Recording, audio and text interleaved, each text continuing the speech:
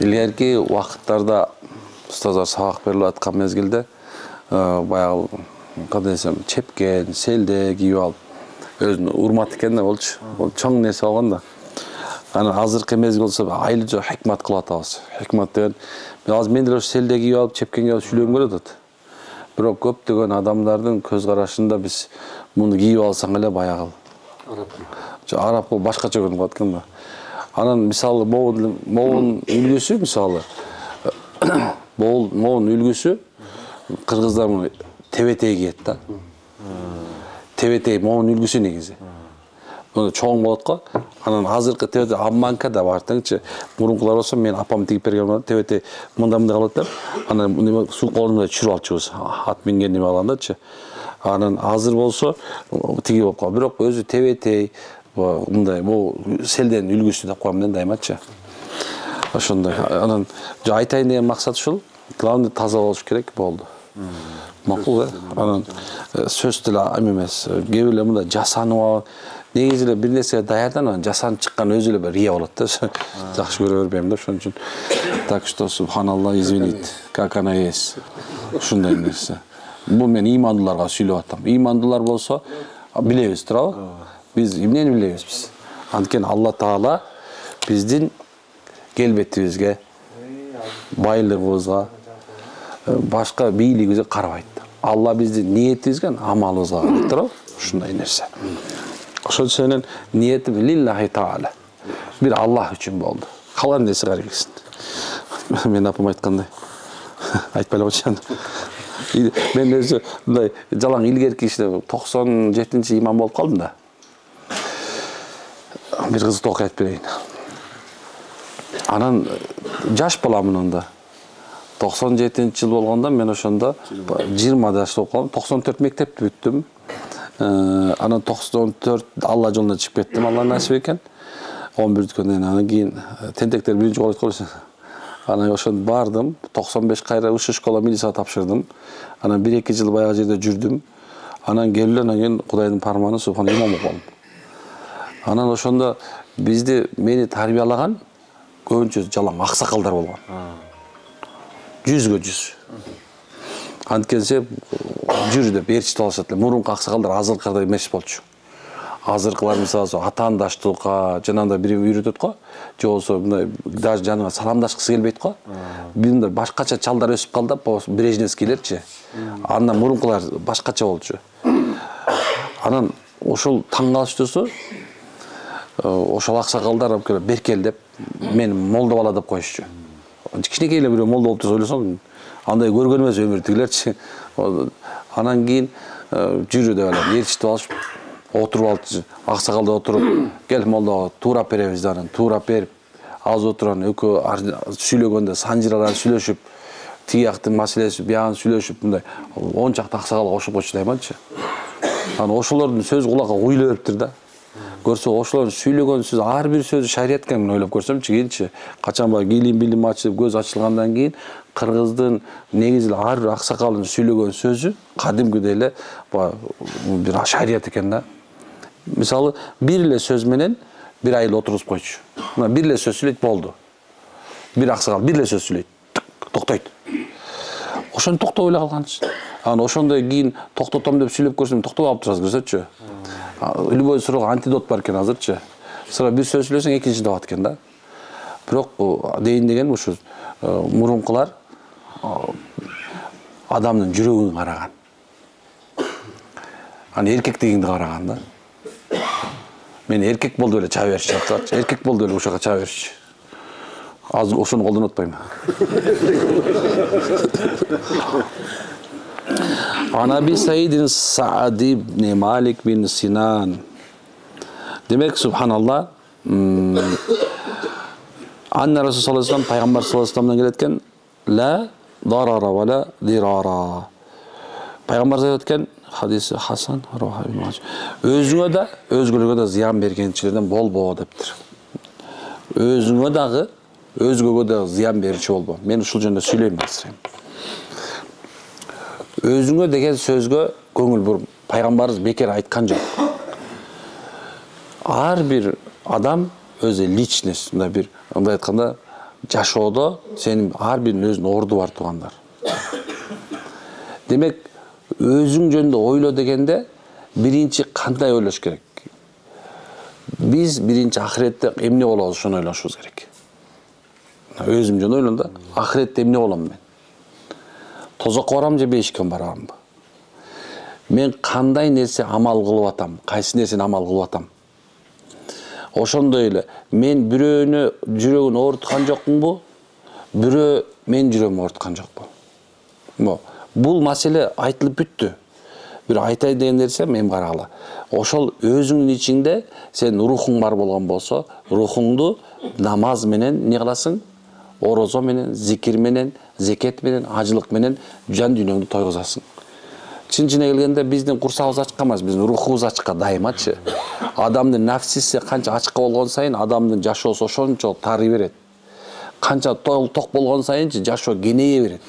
Кандай эле мисалы алса, көрдүнүчү эмне үчүн кыска мындай, кээ бирлерге мындай жана кабыргалар кирип кетет десе, бул дүйнөдө жан дүйнөсүн бакпагандар болот.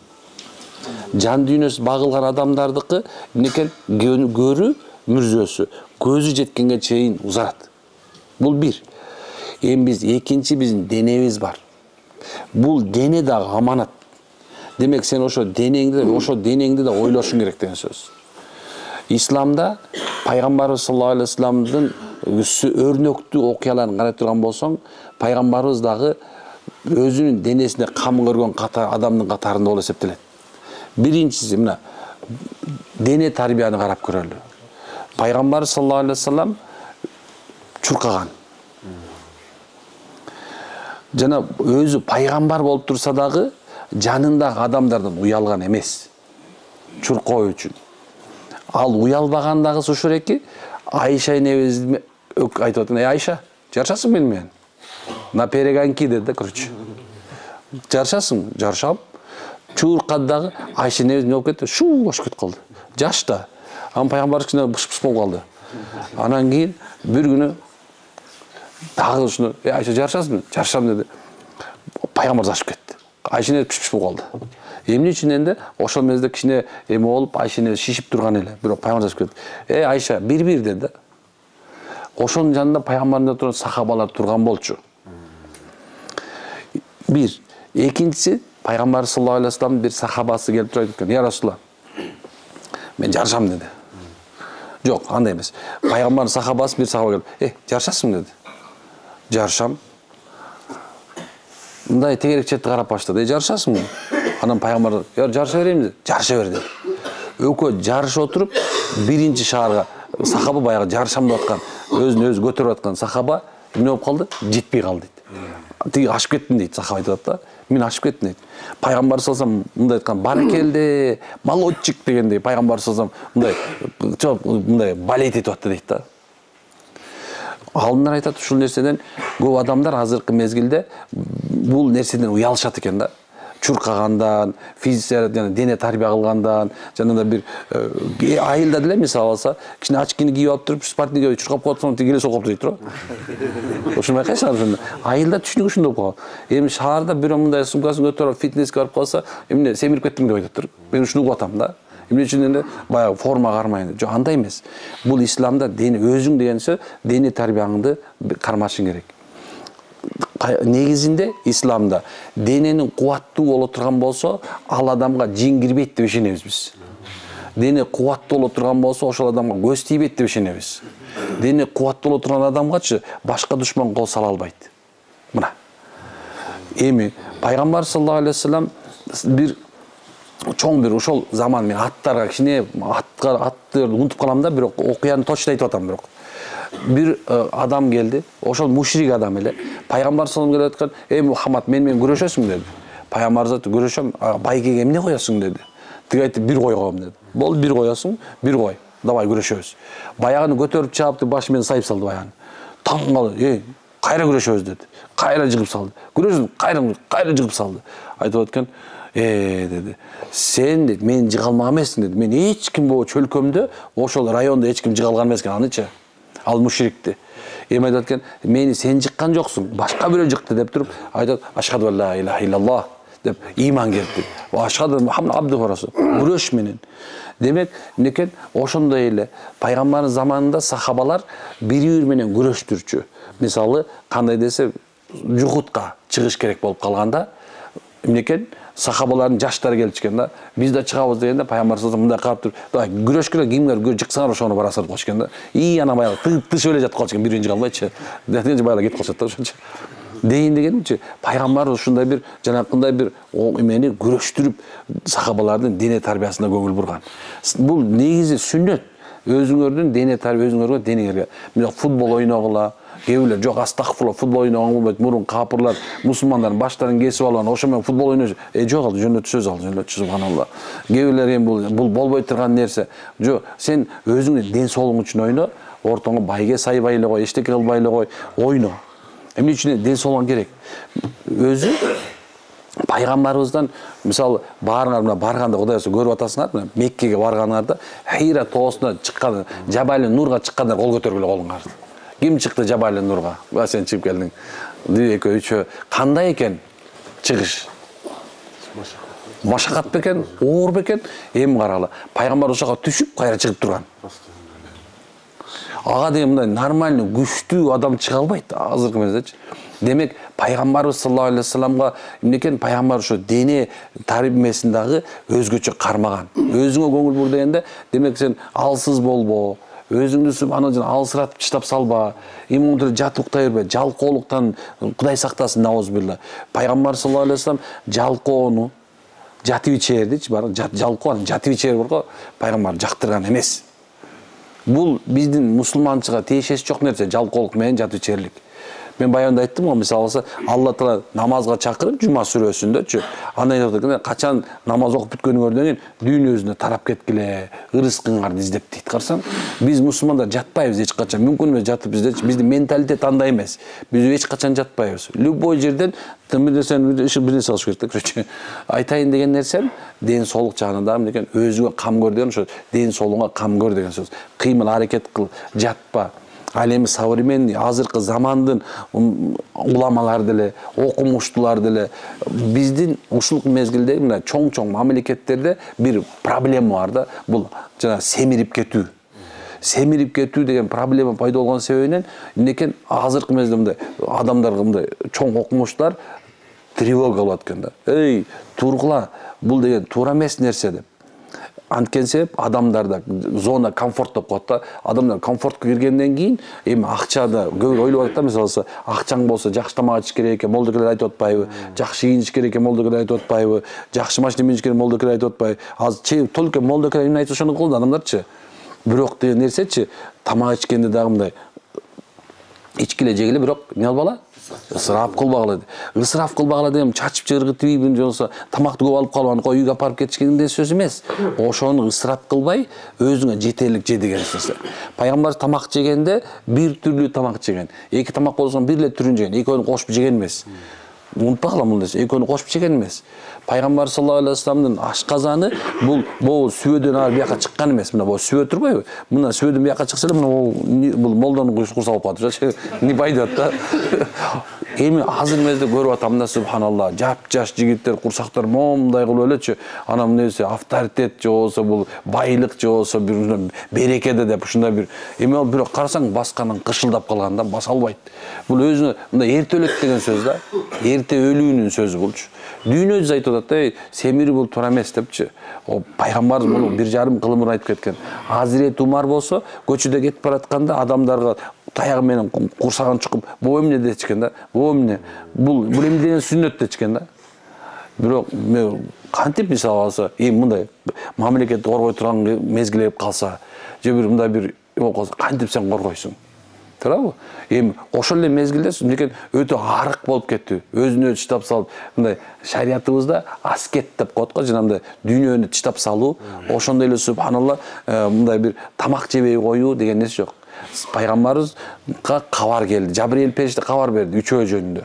Үйгө келсе, Айша энебизден бирөөлөр келип сураптыр, сахабалар экен да. Пайгамбар саллаллаху алейхи вассалам эмне амал кылат десе, мындай кылат десе, эми ал пайгамбар да, ал пайгамбарга тиешелүү нерсе. Биз эми кандай ал пайгамбар болобуз, бирок деп айткен, мен дейт эч качан үйлөнбөйм дептир. Бирөө айткан, мен эч качан эме кылбайм, тамак жебейм, күнүгө орозодо жүрөм. Кээ бирөө айтат экен, субханалла, мен дайыма түнү күн намаз окуйм деп. Анан пайгамбарыбыз аларды үчөөнө барып туруп, Жабрил кабар берип атат экен. Айт ушуларга, булар динди бузуп атат. Дин бузарлар булар деди. Азыр кээ бирлер жүрөт го жанагындай, мындай бир жана динди бузуп койгучту көбүнчөсүчү. Дин жеңил эле болчу. Ла юкаллифу нафсан илля усаха. Алла силерге дейт, оор болуп турган, нафсын көтөрө албай турган дин берген жок дейт. Нафске адамга жагымдуу экен биздин динибизчи. Дин өзү жагымдуу. Мында оор кылбаш керек. Оор кылган сайынчы, мен көрөм, мисалы сурашат го, намаз окуп атышат. Анан бир намаз окуган. Месе, болдок убакыт болбой калат экен. Анан тигинде бул оор кылып алган да. Намаз динди түшүнбөгөндүк бул. Динден тайкылыктан адамдар ушинтип артка кетип калышат да. Анан айтат экен пайгамбар үчөөнө. Беркел да. Сен эмне болду? Мындай, сенчи мындай. Деди. Мен пайгамбармын дейт. Алла тараптан келген пайгамбармын. Бирок мен дагы тамак ичем, Анан мен да уктайм. Мен да үйлөнөм.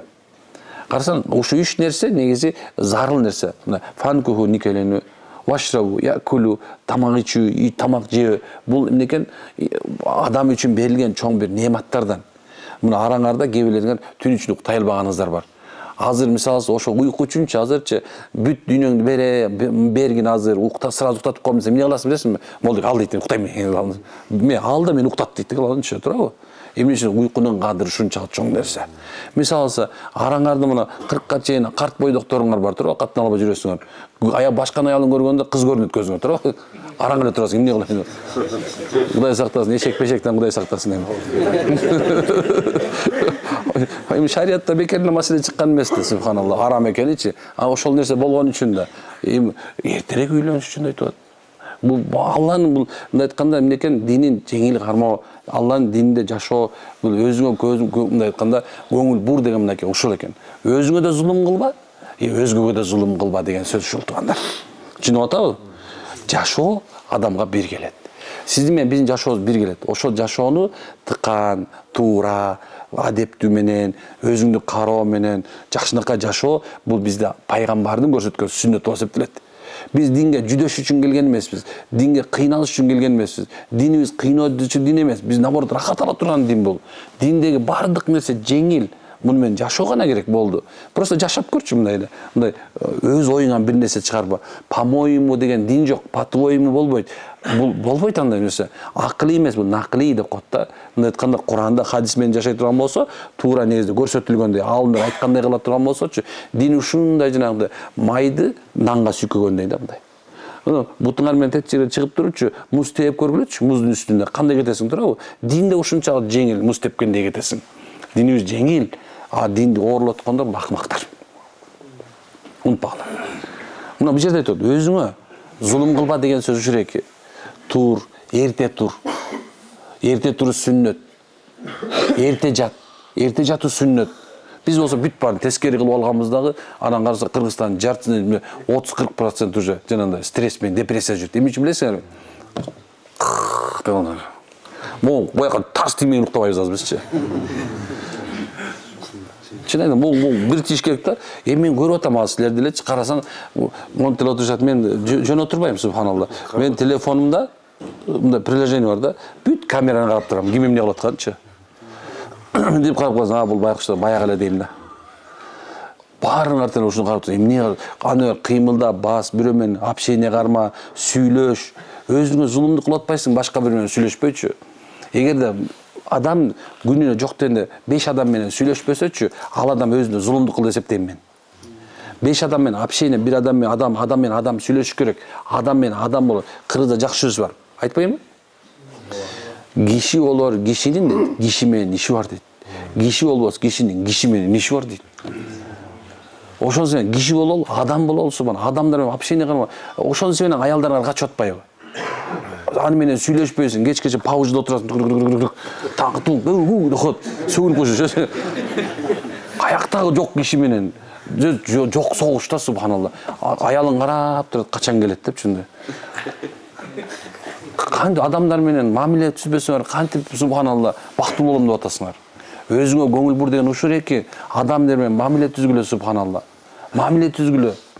Пайгамбар саллаллаху алейхи вассалам бир да күн адамдар менен сүйлөшпөй калган эмес. Балаң менен сүйлөш, Кечинде сонун бир ролик көрдүм, машалла. Абдан сонун, мага жакты. Бирок мындай бир эле нерсени могу эле телефонду элечи мындай эле эмеге салып коюшат экен, болду. Кутучага бүттү. Өчүрүптүр эле. Жумуштан келгенден кийин болду. Балдар менен ойноп атат, үй бүлөсү тамак жасап атат, бирине жардам берип атат. Бизге ошол нерсе жетпей калды. Түшүнүктүү атабы? Биздин мусулман жашообуз, субханалла, биз бактылуу жашап өтүп, ана бактылуу жерге кайра барышыбыз керек. Бактылуу жашап өтүп, эмне болушубуз керек экен? Анан бактылуулардын арасына кошулуш керек. Жаннат адын бар. Түбөлүктүү жаштыктын бейиши, машалла. Аллах бейиштеги адамдын бардыгына кабар берет экен. Баргыла дейт. 3-чү катарга баргыла.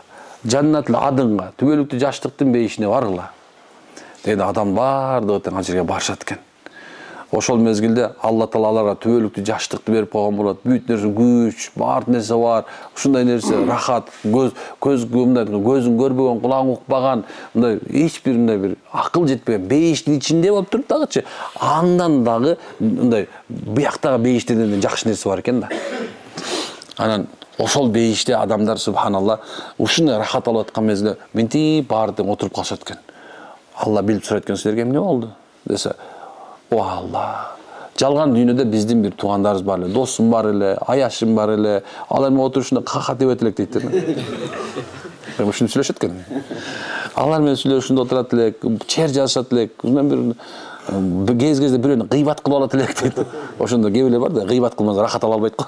Ошондой кылып алат элек. Алла да мейли дейт. Бисмилла. Алла ар бирибиздин өзүбүздүн кейпибизди кайтарып берет экен.